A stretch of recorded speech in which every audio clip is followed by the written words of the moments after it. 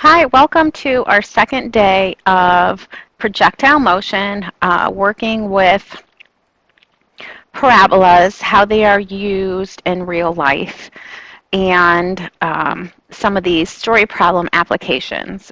The first thing that I want to talk about is just some reminders from the day before video. The vertex of a parabola is the point where the parabola crosses the axis of symmetry. So here's the vertex. It can be at the lowest point of the parabola or the highest point. Axis of symmetry is where it goes through. Typically, when we are graphing, we talk about the vertex in our ordered pair of x, y. But since we are working with story problems, we're going to be talking about the vertex in terms of t and h, where x is time and your y is height. Okay, there is a vertex formula, so this is another one that needs to get memorized, where t is equal to negative b over 2a. B and A are the values that are coming from the quadratic function in standard form. Now, to find height, once we know what t is, we're going to have, instead, a lot of times we put 0 in at the end of standard form. We say set the equation equal to 0. This time, we're going to have our equation set equal to h, where we have a t squared plus b t plus c. Again, t and h correspond to x and y. Let's go ahead and get started with our first example. We have a football is kicked from the ground with an initial upward velocity of 90 feet per second. The equation is h equals negative 16t squared plus 90t, and it gives the height h of the ball after t seconds. What's really nice, and if I forget to tell you in class, these equations, this is physics, and this is something that you're going to come up with when you are taking physics at the high school using this information. So definitely this stuff connects to other stuff that you're going to learn. So A says, find the maximum height of the ball. So remember, maximum height, they're talking about the vertex. So let's go ahead and write that in, that they're talking about the vertex. And to find the vertex, we're going to start with the formula up here, where we're going to talk about t. We have to find t. And so they tell us that in our equation that 90 is b. So I'm going to write it as negative 90. And then it's 2 times a, which is negative 16. All I'm going to do is go ahead and simplify. So that is negative 90 over negative 32.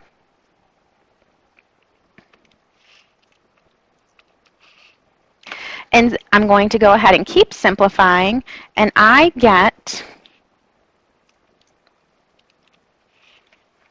a decimal answer. I'm just going to go ahead and round that to the hundredths as 2.81. Okay? Now, again, we just solved for t, the time. So it was 2.81 seconds at the maximum height. To find the maximum height, we're solving for h.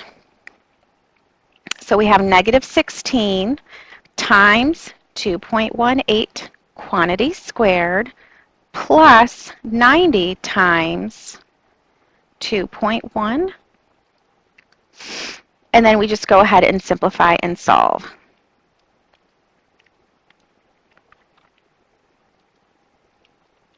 And so I don't have all the work on my answer key, so I'm doing some of it right now. We have negative 126 plus 0.34 plus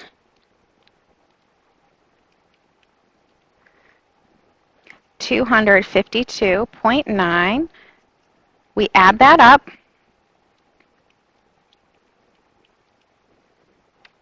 We come up with 126 feet, 0.56 as our final answer for the maximum height. Okay? Then they're asking for how many seconds will it take for the ball to reach the ground. And this is the same kind of question that you had on yesterday's notes and worksheet. Okay? We're solving for t, we're solving for x. x, okay, how long it will take for the ball to reach the ground. So what that means is when we are solving for x, or when we're solving for our time, we have to find something for h. Okay, so again, coming back and using this equation, we have to find something for h. Well, h is our height, and in this case they talk about the ground, so we'll go ahead and label h as 0. So when I do this, we'll go ahead. Again, h is labeled as 0, so it's going to be 0 is equal to negative 16t squared plus 90t. We're solving for t. And it doesn't matter where you have equal to 0. You could have it on the other side. The first thing that I'm going to do is I'm going to go ahead and it really doesn't matter. We could use quadratic formula to solve, or we can try and factor to solve. I personally think factoring is easier, so I'm going to try that first. I see t goes into both terms, so that's a GCF. I also know 2 goes into both terms. So I'm going to go ahead and factor out, I'm actually going to factor out a negative 2. You don't have to do negative, you can keep it positive, but this way when I factor that out, I get a positive 8t, then minus 45, still equal to 0. This way when I solve for t, I'm going to end up solving for it as a positive variable. And now we set each term equal to 0, so negative 2t equal to 0, 8t minus 45 equal to 0. Now I'm going to come up here. One of my answers, t equals 0, and so that makes sense. At when one of my seconds, time is 0 when it starts at the ground. The other one is going to be add 45 to both sides. I have 8t is equal to positive 45, and I divide both sides by 8, and so t is equal to 5.625 seconds. So that's how long it takes for the ball to go up into the air and come back down and hit the ground. Okay? So let's go ahead and try this again for number 2. For number 2, we have an apple is launched directly upward at 64 feet per second from a platform of 80 feet high. The equation for this apple's height, h at time t seconds after launch, is h equals negative 16t squared plus 64t plus 80. We're going to go ahead and find the maximum height of this apple. So a reminder that when we're talking about maximum height, we're talking about the vertex. Okay, so the vertex is going to probably be this one up here, maximum height. We're going to use our formula again, where t equals negative b over 2a. When I make my substitutions using the equation that's given to me, it's negative 64 over 2 times negative 16. When I simplify and solve, I get 2. 2 seconds is my maximum height. Now, to find the actual height, I'm going to put 2 in for t. So it's negative 16 times 2 squared plus 64 times 2 plus 80. Okay. When I do this, we get negative 64 plus 128 plus 80. That all, it simplifies to 144 feet.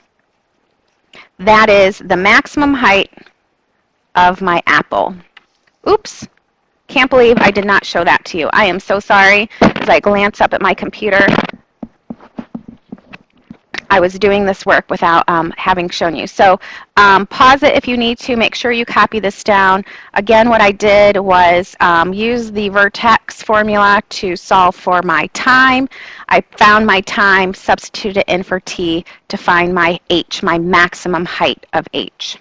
Okay, then it says how many seconds will it take for the apple to reach the ground. We are solving for time, so we are solving for t. We don't know what that is. When it hits the ground, we know h equals 0. So we can at least substitute a number in for a variable and solve for the other variable. So what that's going to look like, negative 16t squared plus 64t plus 80 all equal to 0. Remember that h is not always going to be 0. You have to read the story problem to figure out where the ending height is going to be. Sometimes it works out nicely to be 0, but not always. Let's go ahead and solve this. Again, quadratic formula is a formula that you can use all the time, okay? It will always work no matter what. I don't always like using quadratic formula. I like to factor when I can. And taking a look, I do have a GCF of at least 2. So I know 2 goes into each of these. Actually, I know 4 goes into each. 8 goes into each. Why don't I see if 16 goes? I know 16 goes into 64, but does it go into 80? Doing it on my calculator, I see that it does. So my GCF is 16. And I'm going to go ahead and actually factor out negative 16. I just think it's easier to work with a positive t squared. But when I factor out a negative 16, my signs change. So I have negative 4t minus 5t still equal to 0. And I'm going to factor. I have negative 16. And then factors of negative 5, that would equal negative 4. Well, that's going to be negative 5 plus 1. My next step, I'm going to go ahead and set each factor equal to 0. So negative 16 does not equal 0. T minus 5 equals 0. T plus 1 equals 0. Then I'm going to go ahead and add 5. And I have t equals 5, subtract 1. T equals negative 1. Well, I know t as negative 1 time is not going to work, so it has to be 5 seconds. That's my final answer. Okay, so hopefully I showed this work for you guys and you followed along. Let's flip it over. On the back, number 3, we're going to do 3 together in class. Okay, so it's very similar to 1 and 2, but some more practice that we'll do together in class. Number 4, Eva is jumping on a trampoline. Her height, h, at time t can be modeled by the equation. H equals negative 16t squared plus 20t plus 6. Would Eva reach a height of 14 feet? And so this is worded a little bit differently. Please understand that we are going to solve for her max height, maximum height, to see if she will reach that height of 14 feet. When we're solving for max height, we are solving for the vertex. Okay. And so to do this, we're going to use that formula that I have on the front. So it's t is equal to negative b over 2a. Let's make our substitutions. So it's going to be negative 20 over 2 times negative 16. Just go ahead and use your calculator to simplify. And when you do that, you get negative 0.625 seconds. That's our time. We're going to go ahead and use it exactly rather than rounding because it just ends at the thousands. Okay? So we have to find our max height. So we're going to solve for h. So that is negative 16 times 625 hundredths squared plus 20 times 625 thousandths plus 6. Okay? So when I work this one out, same thing. I'm going to get negative 6.25 plus 12.5 plus 6. When I add that all up, I get 12.25 feet. So does she hit the max height? We're going to say no.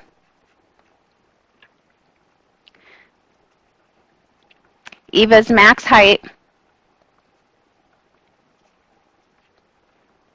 is only 12.25 feet.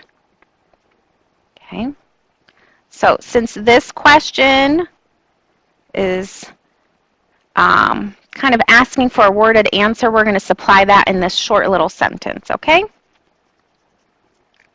And the last problem that we have today, we have an astronaut on the moon throws a baseball upward with an initial velocity of 10 meters per second, letting go of the baseball 2 meters above the ground.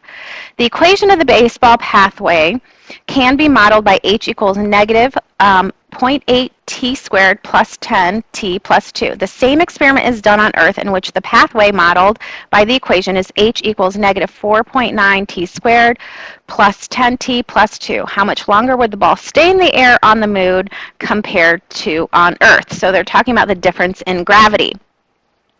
So let's go ahead and compare. And the way we're going to compare is we'll talk about the moon. In the moon's equation,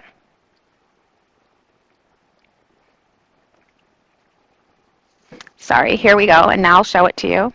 0.8 t squared plus 10t plus 2. And we're going to go ahead and set this equal to 0 because we're going to see how long it takes to hit the ground. It starts 2 meters above ground, but we're seeing as it is getting dropped to the ground. And so compare this to Earth and its equation, negative 4.9 t squared plus 10t plus 2. Same thing, set equal to 0. Now, kind of glancing at some of this, I'm going to just go ahead and use the quadratic formula. When I use the quadratic formula, it's going to be negative 10 plus or minus 10 squared minus 4 times negative 0.8 times 2, all divided by 2 times negative 0.8. Okay.